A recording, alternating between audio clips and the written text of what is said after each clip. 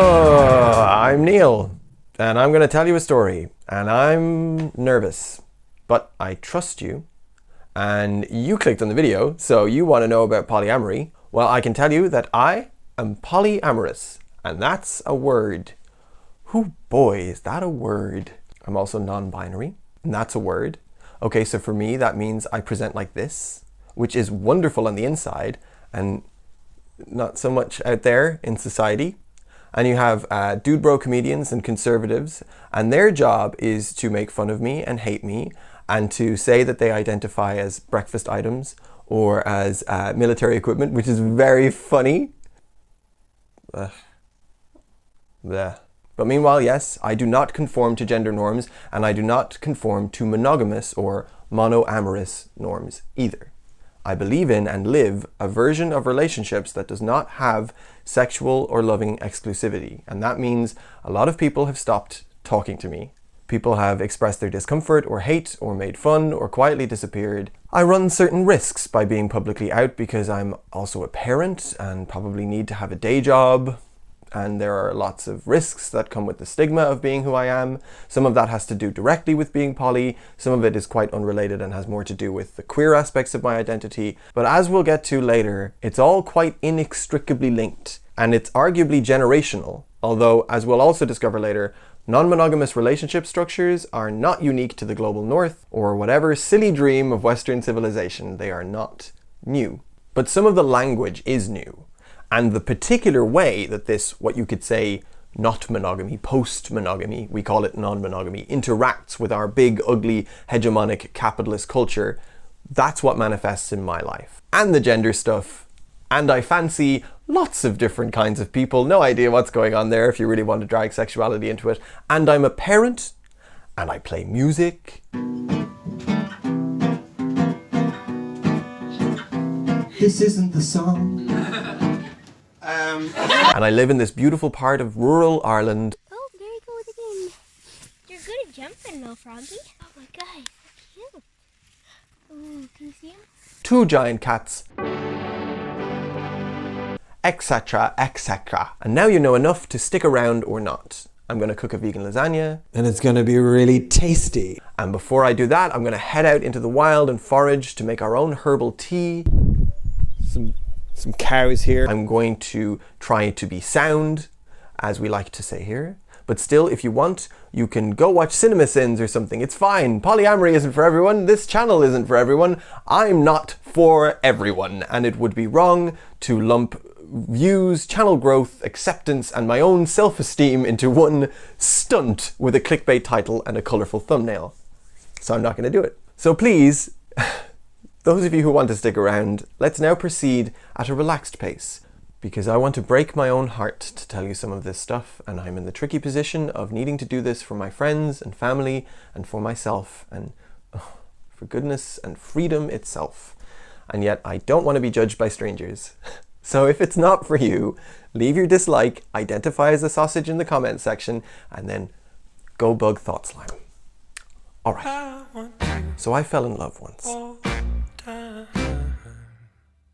I don't feel comfortable. I don't feel comfortable in myself.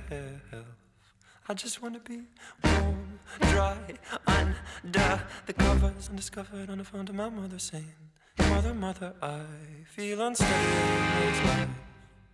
And you see I'm small. Thanks to my patrons for voting for this as the patron plot point of the month. We want to see more foraging in beautiful Ireland, they said. Well, here we are in the rain. This is gorse.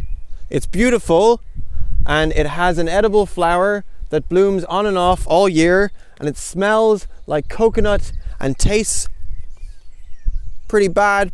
And we're going to pick a bunch and make some gorse tea. And we're also going to make a vegan lasagna. And it's going to be really tasty. And you can just hang out with me for the evening, see if we don't end up hating each other by the end. And yes, we're going to talk about polyamory and all of that juicy thumbnail stuff. And I'm going to tell you a love story. But first, I have 2 daughters. That is not the love story. I'm not pulling a switcheroo there. But they're great. My eldest and I are writing a My Hero Academia musical together. And my youngest can beatbox faster than anyone I know. It's great. And these are just vague hints at what an honor it is to be in their lives. And this is where we live. And it's real wet. How is the question of children sitting with you? Have them? Thinking about it? Trying? Can't? Won't? I know it can be a vulnerable issue. I won't overemphasize it. Sorry. Okay, but the New York Times put out an article the other day about how birth rates are decreasing globally. Even in countries that we think of as places where people have a lot of children, they're falling to or below the rate of replacement. There's been a lot of hand-wringing about this. Why do millennials prefer avocados to babies? It's gonna screw with the economy. The line on the graph don't go up. The declining birth rate speaks to some sad points. Social factors like sexism, income inequality, fears about the worsening climate catastrophe. These things are keeping people from having children. Mostly, in my experience, it's that the people who want to have children don't have the financial means or the social supports to have them, and so they don't. Because that's the responsible thing to do, isn't it? Don't have children unless you're financially able to meet their needs and you're in a monogamous marriage. Millennials, we're just not there yet. You know, we just need a little bit more savings, just a little bit more time. As the oldest among our cohort hits 40, we just, you know, it's the responsibility of the individual, or the couple anyway, to look after children. Otherwise, we'd have a world of welfare queens and people having babies just to get state payments. At least, as we build a world without children, we can take comfort in the fact that neoliberalism has averted yet another disaster in the form of social welfare. But wait, hasn't the ability to have a nuclear family always been a privilege? There's the lads there. Some cows for my American audience. In fact, the US, you know, angry, pushy Canada, makes for a pretty pointed example of the privilege of the nuclear family. Hortense Spillers, black feminist scholar, who points out that in slavery, the African American family was destroyed at the whims of slavers. In fact, she traces back the absent father trope associated with Black America, not to black fathers, but to white slave owners who sexually assaulted black women. And here, already, we can see how the pristine, respectable family model fits a certain mold, a certain milky toasty mold.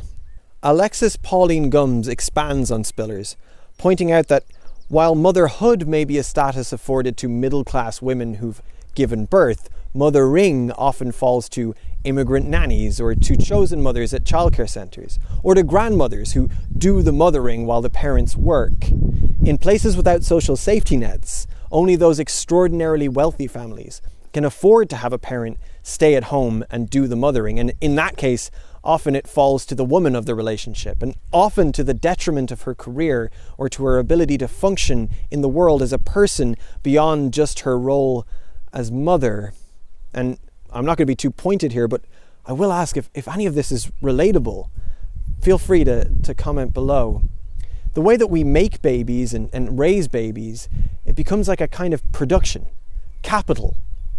In a capitalist society, children are capital and women means of production. Both positions are dehumanizing. It seems like the only people who win in this scenario are the men, who get the offspring and the career and the identity beyond just father. Nuclear families are a privilege, and you have to wonder to what extent they're a good or useful privilege.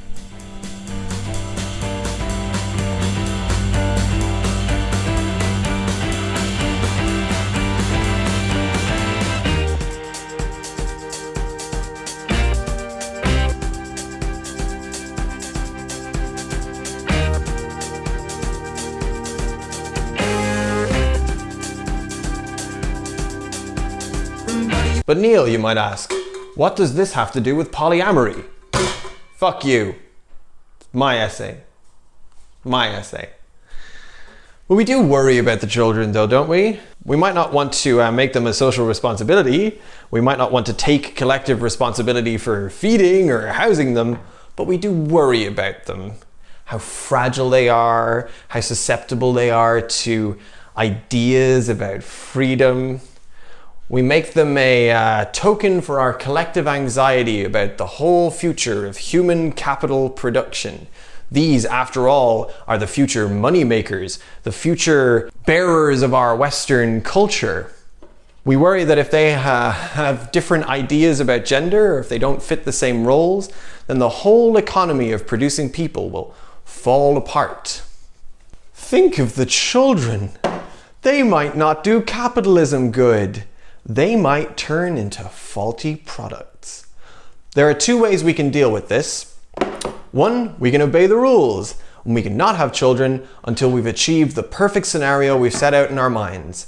The money, the partner, the wedding ring, the owned house with all of the bedrooms. Or we can spurn the model of heteropatriarchal nuclear family and reclaim parenting. We can recognize that parenting is something that happens in all sorts of contexts, including parenting each other. This idea of adulthood, of being done, growing and developing, we all know that's a myth. We all keep growing. And instead of hiding from that, we can embrace the ways that we can parent each other. We can be gentle when it comes to the vulnerability of existing. And we can cut through the bullshit of individual responsibility. We can queer the model of parenting. We can queer it for our children and for ourselves. Without going much into queer propaganda, I do lean more towards this expansive idea of family where we're never truly grown up and we never stop taking care of each other, and we don't have to hermetically seal ourselves in some suburban 5-bedroom mansion with a quirky dad who works in a hardware store and his long-suffering, sassy wife and their 3 creepy blonde children, Caden, Naden, and Braden. Some of us couldn't fit this ideal even if we tried. I did try. This essay is so autobiographical. You lucky voyeurs. So I'm divorced. That's also not the love story, and it's all okay. The judge didn't know what to do with us. We had no kingdom to divide, and we were just too nice to each other. But it didn't work. I was in the closet for all sorts of things, and I was a very incoherent provider. And these roles, especially if you're starting from a position of being desperately poor, holding 2 babies like this and going, well, I don't need to eat. It can be hard even to tell if the roles make you happy. So it didn't work. People break up. Families disintegrate.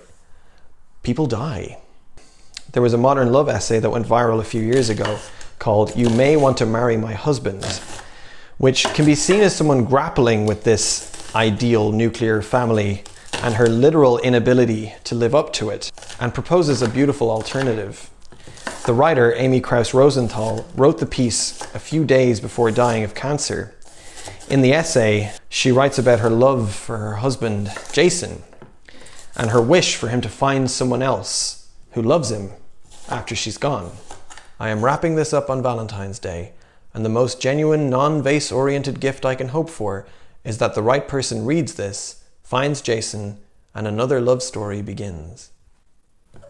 It's sad and beautiful, and it's the sort of selfless love that we associate with couples, with family. It sort of breaks the mold of one person loving another until they both, I guess, die at exactly the same time. When that doesn't happen, it's nice to think that we can go on, have an expansive life, create new families and new loves. I'm going to ask you to hold that feeling you have. That sweet feeling that you would want the person you love to go on, to keep living, to find love and joy and family after you're gone. Hold that feeling just for a moment.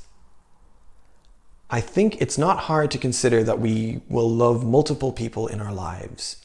Just like some of you serially monogamous people. Just like some of you monogamous people might be watching now and maybe you're happily partnered, but perhaps you still get a soft twinge when you think of your first love. What I'm asking you to consider is that if it's possible to love multiple people in a series, that it might also be possible to love people simultaneously. It's perhaps not only possible, but romantic to want the person you love or the people you love to have a big life.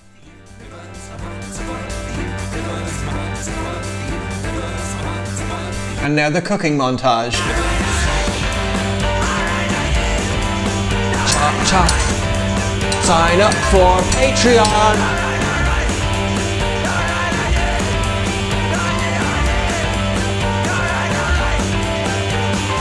So monogamy is like being in a band. I'm in a band. I love being in a band. This is how I express myself musically. You don't even have to like the band. You just have to really love being in a fucking band. And then you have like swingers. And that's like being in a jam band. So you're in your band, but also you play with people from other bands. Or maybe there's just some shit hot musician that you really want to play with. And it's like, have you played with this person? They're really good. They play like the flugelhorn. Is that a flugelhorn? And then you have open relationships. These are all valid options, by the way. And that's more like being part of a scene. So you maybe mostly play with Peter Gabriel, but perhaps you have an on-again, off-again thing going with King Crimson. But if somebody was to ask you, what band are you in? You'd say, I play with Peter Gabriel. Or maybe you just resent the question. And then you have polyamory. And although there are many nuanced forms that this can take and many possible metaphors that I might use, I like to think of that as being like a session musician. What band are you in? Why? Are you hiring? So I'm going to talk about polyamory because I'm polyamorous. And I might occasionally slip into using the shorthand poly because it's just what I'm used to. I did do some research trying to find out whether the term poly was already in use for Pacific Islanders. And to be honest, I found competing claims and no great substantive evidence. It's up for debate as to whether Polynesian as a term isn't just colonial anyway. When I use the term poly, I am talking about people who practice polyamory of whatever ethnic background. A concrete definition is polyamorous relationships typically encourage romantic love and sexual activity with multiple concurrent partners. There are lots of ways to practice polyamory though, ranging from polyfidelity, exclusivity, or even marriage within a given set of people to relationship anarchy, or the idea that romantic relationships shouldn't be default the most important ones, that you can have multiple meaningful relationships with friends, lovers, or that two sisters can live together and keep each other company and keep each other sane, and that shouldn't be weird. Your judgment is weird. Let the sisters live on the mountain with their chickens. And let Dolly Parton sing a song about them. Polly Darton. Oh, have you noticed these guys, by the way, over my shoulder? These guys, they're citations. It's a citation. Whoa! Pasta. Okay, so I guess we're assembling the lasagna now. Anyway, we've used a few of these citations throughout the episode. You know what a citation is, but not as many as we would have liked. Because there aren't very many studies on polyamory, probably because you can't get the funding for it, and also because recruiting from a stigmatized and often closeted group can be hard. If you want to know more, you can check out my episode about research. But still, this is a citation from a peer-reviewed academic paper written by scientists about an emergent phenomenon, about a group of people. Just like any scientific paper about a minority population is about a group of people, not your morality tale or your disgust threshold. So you can say that we don't exist or that we're not moral, but there are some academics who've decided to write down stuff about polyamory and what it is and find out stuff about us, which sort of lends itself to the argument that we do exist. Morality is not defined by how high your horse is. You probably shouldn't let your horse smoke weed. Cooking montage. Beast mode.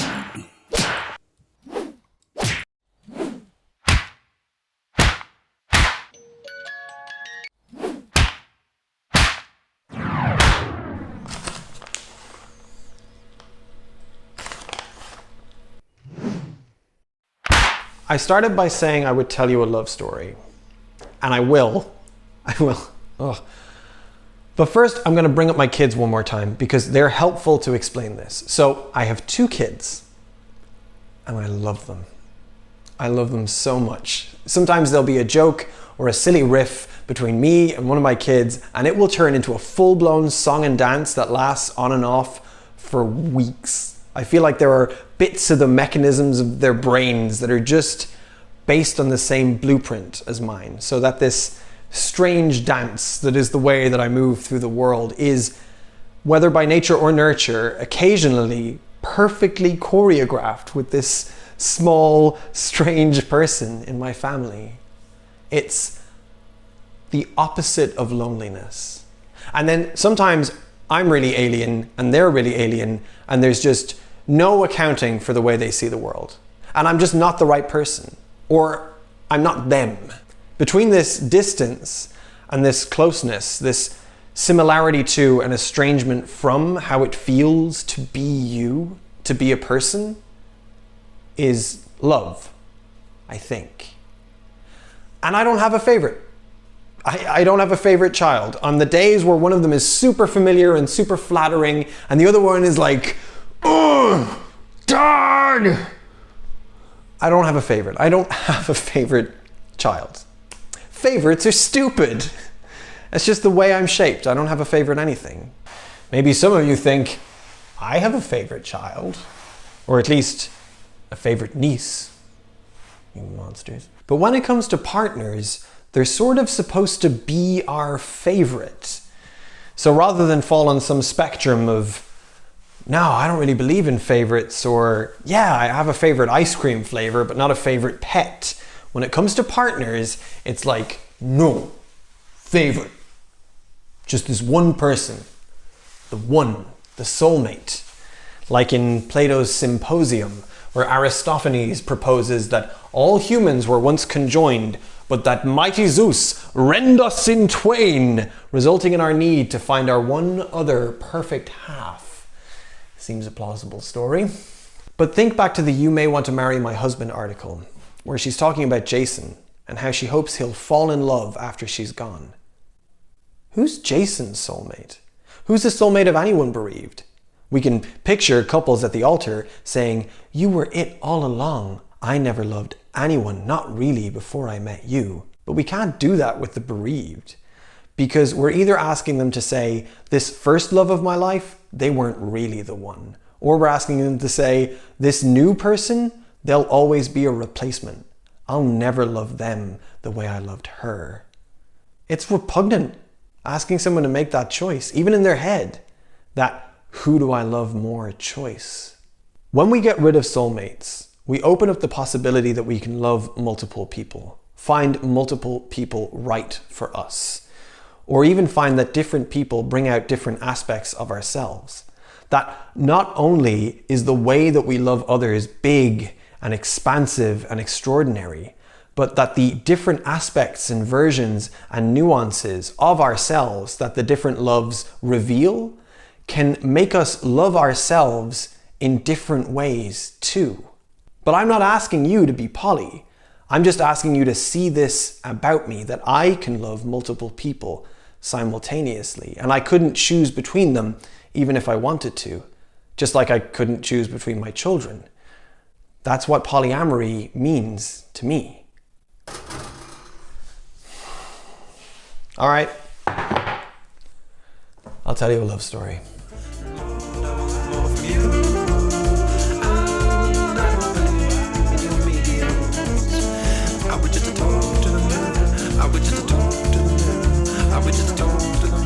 I don't make time for myself. I don't make time for myself. I don't make time for myself.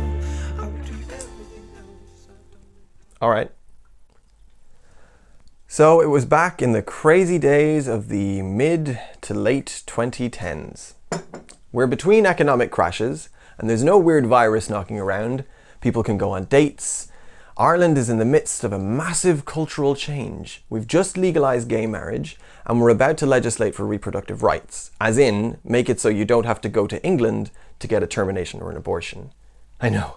Ireland is in many ways more progressive than the United States, and in other ways is quaint. quaint and quietly terrifying, like a Catholic mass. Alright, so at this point, I've not been out as queer for very long, and I'm stocking up on dresses and denim jackets with colourful buttons now that my closet isn't all full of me. And I'm poly, and I'm in a very secure, loving poly relationship, and it's adventure time.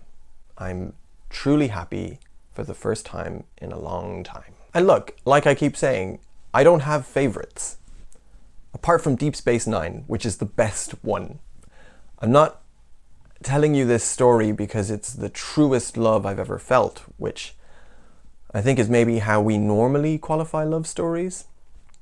I'm actually telling you this because, spoilers, the ending is quite sad. I met someone.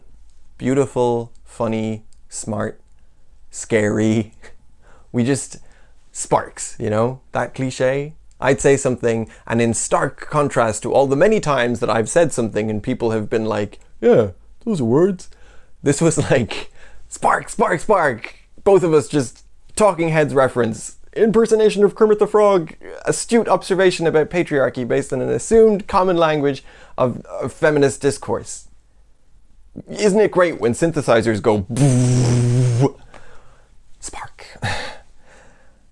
And even if the substantive details are lost on you, I think those of you that have been to the place know this place. And I'm so happy for you if you've been there, and excited for you if it's yet to come. The reproductive rights referendum passes, so it's legal to get an abortion in Ireland for the first time in the state's history. Amanda fucking Palmer comes to Dublin and plays this incredible gig where she's like, it's just such an honour to be in a room full of feminists getting shit done. That was a good night. We went to Pride, arm in arm, me and the person I was dating at the time, not me and Amanda Palmer. And we danced, and I'm catapulted into a world of acceptance and beauty and radical politics that I had no idea existed. And I am so in love. Time passes, there are some details to be worked out. I have kids, I live on the other side of the country, I'm working a shitty job, I have very little money, very little flexibility, I have a whole other relationship to consider, one that's much more monogamy passing. We can't see each other very often. There's no script for polyamory, there's no standardized way to transition from excited kids going on dates to, all right, this is it, we're going to be a family. There's no recognition of the validity of the relationship. There is in specific spheres, but not like, how are your partners? People assume there's just this one nesting partner in my life, or they assume it's cheating with extra steps. These might seem like small things in isolation, but they add up. We tend to define polyamory by what it's not. It's not monogamy, it's better than monogamy. My horse is way higher than yours. It's not polygamy. That's a patriarchal structure. Yeah, sort of blind to the fact that they're all patriarchal structures. Any system can be utilized in a misogynistic way, and I personally think, whether or not it's bad praxis to admit it, that we're missing a trick by ardently segregating ourselves from polygamy. I mean, they can build families. And by centering our focus on the rights of queer people to marry or to adopt, or to in various ways participate in middle class, money, respectability, we're losing sight of the hegemonic foes we share in common. Because yes, polyamory is not polygamy. It's less one man with multiple wives than it is multiple people with multiple people who also have multiple people. But are we that racist? For example, if you're married to multiple people and want to move to the US with your family, with your multiple partners who you love, if you're from Syria or Iraq, places destabilized because of the United States, to protect yourself and your family, 2, 3 women and their children, your children, you know what they'll tell you? Pick one. Pick one. Sorry, Western values, more than my job's worth. I mean, what are you all doing over there with multiple wives, you mad bastards? Only one marriage counts. Only one spouse is eligible for family reunification. Guess you shouldn't have been from Sandistan or wherever. Tough titties, bro. Just one.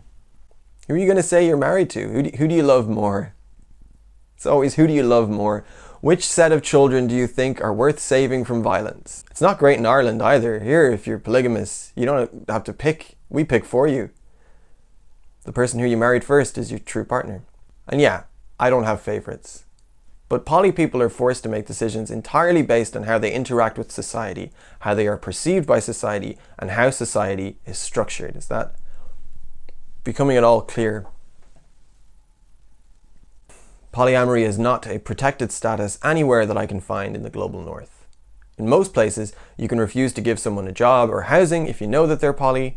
The state can take away someone's children. So it's not just a matter of being brave and being out as a way of battling stigma or looking awesome.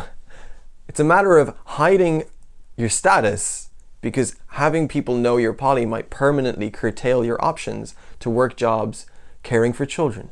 Or might give a vindictive ex some fuel for a custody case. The price of visibility is extraordinarily high in this case. I'm not actually fully supporting myself on YouTube yet. I'm getting there on Patreon, and thank you for this freedom. And I quit my job recently because in a near panic one day I just couldn't stand another moment of being closeted in the man-meat mode. It was breaking my heart. And YouTube is a good space to build these alternatives to a society that doesn't think I even exist. Here I can be out about being non-binary.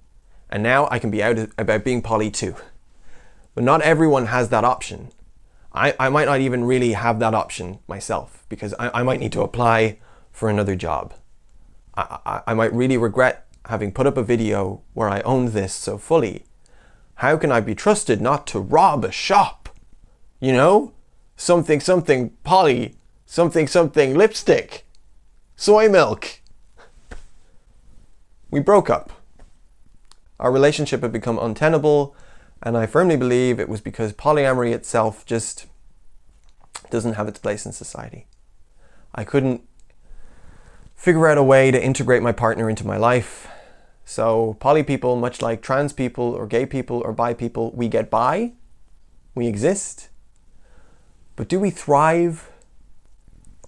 Do we thrive? And it can feel impossible, creating new ways of partnering and fighting for social acceptance at the same time.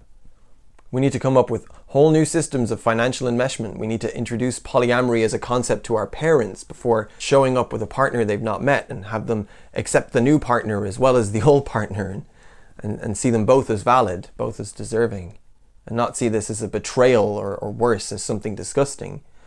We need a space where not every piece of advice is maybe that's because you're poly. Where we can talk about love, yes, but also talk about heartbreak or even about bad situations, because right now we're so forced to put on the happy face and say that everything's fine. No, really, everything's fine. Everyone is happy, that we don't talk publicly about the hard bits. And that's actually dangerous. So I cried a lot. I curled up in a ball and wrote synth pop songs. A whole record, just desperately trying to put this love somewhere, like a teenager. But I had no one to talk to about it. I was so alone. I mean, it wasn't a real breakup. I already had a partner. How much in the way of mental gymnastics and empathy do I expect from people? I don't know. But it was an incredibly lonely experience. It's kind of cathartic to talk about it now. And also, actually, it was an incredible thing to experience. I call that period of my life my synth pop relationship. The record softened over time. It started out, I wanted to call it Burn Reality Down. And then it became The Universe's Sound. It's still unfinished, although you could argue that it is now a YouTube channel called The Liberal Cook. Because my efforts to make the world a better place is actually more like a race against time. To save as many poly people and queer people and get people out of the political center, hell, to save bigots from the alt-right pipeline. Sure, it isn't performative. It goes all the way down. And my being poly isn't flippant. It is risky and scary, and it carries serious consequences. It is a way to exist in a family and community that is a genuine, knowing, mature rebellion. It's funny, If you're on the left, you either get called a hypocrite or a freak. You're either all talk, oh, you wouldn't actually want change if you could have it. You need capitalism. You're just an armchair slacktivist.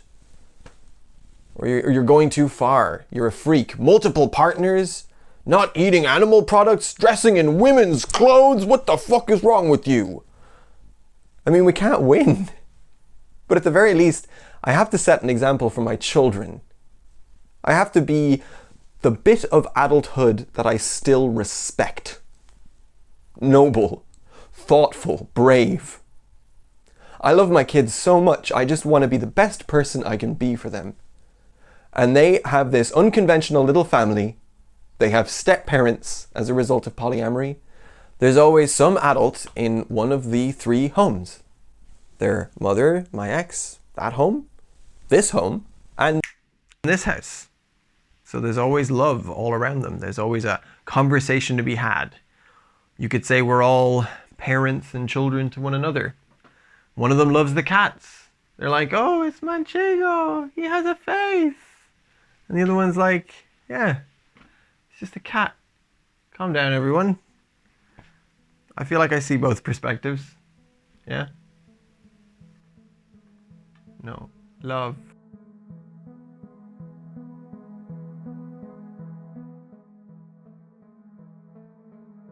Polyamory can work, but it's made much more difficult by the systems in place that govern love. Systems as complex as state recognition of who is valid, and systems as small as having family members ask, yeah, but who's your real partner? I think it can be even more dire in some places where you have to pick only one partner for things like health insurance. Who do you choose? I mean, you could just make healthcare free everywhere. You could make romantic partner not just be one person in the eyes of the state and society. Not put so many economic and adulting stakes into this absurd idea of finding someone you think is hot. And that wouldn't just help poly people. That'd help everybody. That'd help anyone trying to keep together whatever their unconventional family and unconventional life happens to be. But hey, in spite of all of this, I'm managing to make things work with multiple partners in a family, and I am really happy.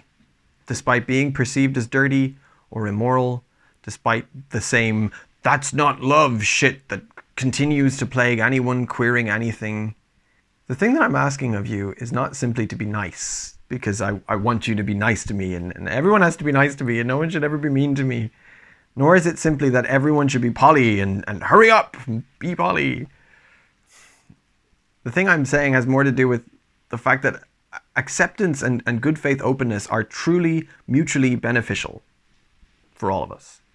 I'm asking you to be nice because you respect me, and because the foundation of the moral judgment of polyamory and polygamy, the foundation of the judgment of queering of the family model, of same-sex love, of multiple partners, of unconventional gender representation, that judgment is bollocks. And it all presupposes that those doing the judging know what love is. And we, the strange, the queer, the polyamorous, we don't know. We're either lying to you or we're lying to ourselves. The love story I've shared with you is both a scar on my heart and a fascinating formative part of who I have become. I can't exactly wish it away, although I wish I could. Sweet, simple, picket fence, monogamous endings are so much tidier and cuter and more convenient. But so many marriages end in divorce. More people break up than stay together, and families are messy. Life is messy. The story is a mess, and the mess is made of stories. It's only by holding on to the beauty of the thing for what it really was and is that I can move forward with dignity and optimism. It is only by thinking of this person who, by no fault of their own, broke my fucking heart, and I broke theirs, and thinking of them and wishing for them the biggest, most joyful, most optimistic and revolutionary life it is possible to have, that I can look at myself in the mirror and say, well, you, Neil, you know what love is. This was the percent of relationship.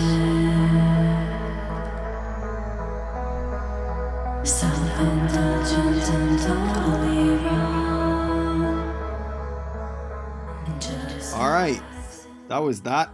Now it's Neil's voice. It's Neil's voice time. I'm doing one of those. That was an interesting essay to make. Moving on, I'm very excited to tell you about a project I'm working on with Little Hoot, another great creator. You should check out their stuff. We're doing a musical together, and I am the composer and musical director. And it's, I shan't say more than that, except that the Patreons know more than that, and they got to get involved. And these are my Patreons rolling up the screen right now. But before I thank them, I'd like to thank the person who's singing quietly in the background, the ghost of relationships past, my dear friend Sophia Malika Geary. And I'd like to thank Ben Bix, who mixed the song. This is a little bit of my record. Would you like me to release my record? Maybe I should. I don't know. And now I thank the people from Super Best Friends Club who gave me permission to use that amazing song Humans, which I highly recommend. Check out Super Best Friends Club, Humans. The music video is incredible. And I want to thank Sophie Sexton, who gave me amazing notes on defying the binary and stuff about poly. And I want to thank Jonathan Bate, who I neglected to thank in the last video's credits, but was really sound about it. And sound is a good word, isn't it? And I want to thank Simon Brook, eSound, I love our chats, Swishy Clang, Sound Chats, David Stevenson, Sound, Zoe B, my patron, Sound Person, Tiny Owlbear, what a great name, and Austin P, the ridiculous wizard, your sound. Also, my next video on my own channel after this one will be the opposite of this. This one was very sedate and vulnerable. The next one will be invulnerable and manic. I've been the liberal cook. I'm so sorry I cried so much during this video. I kind of hope you're not all okay. Be nice to poly people. Bye!